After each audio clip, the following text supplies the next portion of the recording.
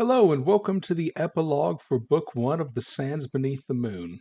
This represents the conclusion to Book 1, but the story will continue with the first chapter of Book 2, which I plan to release in 2 weeks. Thank you all for sticking with me through this first journey.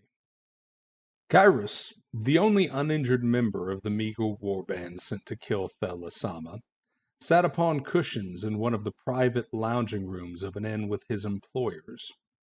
The brother and sister were carefully examining a few pages of Thelasama's journal, which their own sorcerer had recovered from the Ruby Tower. Nanhei was wearing a broad grin, which was usually associated with the potential acquisition of gold or favors, while her brother bore a more cautious look on his face. For his part, the warlock was simply helping himself to some fine wine and succulent seasoned meats, as to reward himself for a hard-fought victory. "It is my decision that we should burn it." Sung was the first to speak. His voice was unexpectedly stern, and his eyes were resolute in a manner rarely seen on his fat face. Nanhei looked almost affronted by the very proposition. The misshapen Elentrian, by contrast, looked at most mildly interested in the impending argument. The journal Kyrus had passed to his employers had contained the ravings of a self-obsessed madman, but it had also contained logs and records kept by Thelasama regarding his dealings with Emir Shan. Prisoners sent from the Emir to the Red Spire to serve as test subjects, and people of importance slain by the mad sorcerer's servants in exchange. Kyrus had been more interested in plundering his counterpart's arcane implements and scrolls containing forbidden knowledge. The journal and its incriminating entries were a tool for politicians and merchants, not for the likes of him. "Have you gone mad, brother? The Emir would certainly pay any price we demanded for this. Any favor we requested would be ours in an instant. Exclusive rights to Janaba's trade lanes for our narcotics, a lordship, a commission to export the silks of this city. We could become princes off this." Nanhei objected with a fervor that did nothing to surprise her brother, but raised one of her sorcerer's eyebrows. Kyrus had noticed she had the air of someone blinded by desire and about to blunder into a trap. Though still not used to the politics of Janaba, he thought he saw what the problem with her plan might be. A moment later, Sung spoke up and confirmed his suspicion. "He would promise us the world and then have his men cut our throats in our sleep.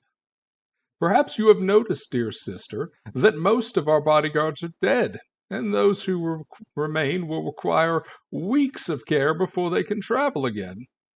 I will hire more mercenaries before we set out from Janaba. All the same, I think it would be unwise to blackmail a man whose city we will need to reside in for the better part of a month, or even make him aware that we know of his darker dealings.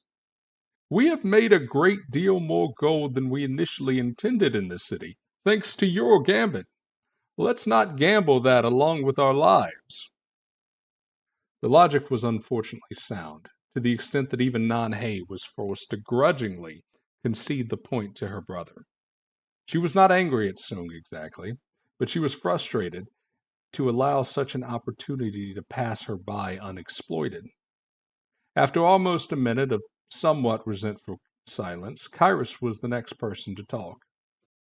"Will we be continuing south, or are your coffers full enough to justify returning to the Gleaming Cities?" For all his experience with the dark arts of magic and betrayal, the warlock knew embarrassingly little of trade routes and commerce. The question even prompted a fairly amused smile from Nanhei, in spite of her broodings.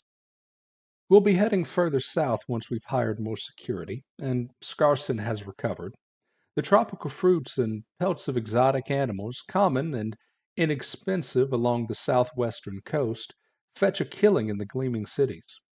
The gold and gems we've acquired here are a substantial bonus, but you'd be surprised what the princes of our homeland will pay for sufficiently exotic delicacies. We can't get them by sea trade, because of the abundance of monsters that prowl the western coast. One of the myriad reasons the East shines so brightly, while the western kingdoms remain dull and stained with blood. Fortune, as always, seems to favor those blessed by the sun. There was a slight arrogance in her tone, which Kyrus politely disregarded. Before she could say anything else, her brother interrupted, getting dryly to the point of the matter. Such was his way.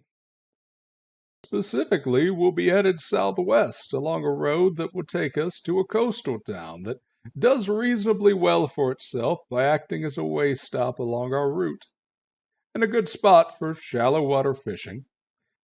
It's not as large as Janaba, mind you, but there we will part ways with Amara, who expects her clan will have traveled to that region in light of Janaba being, at the time, rather perilous to reach.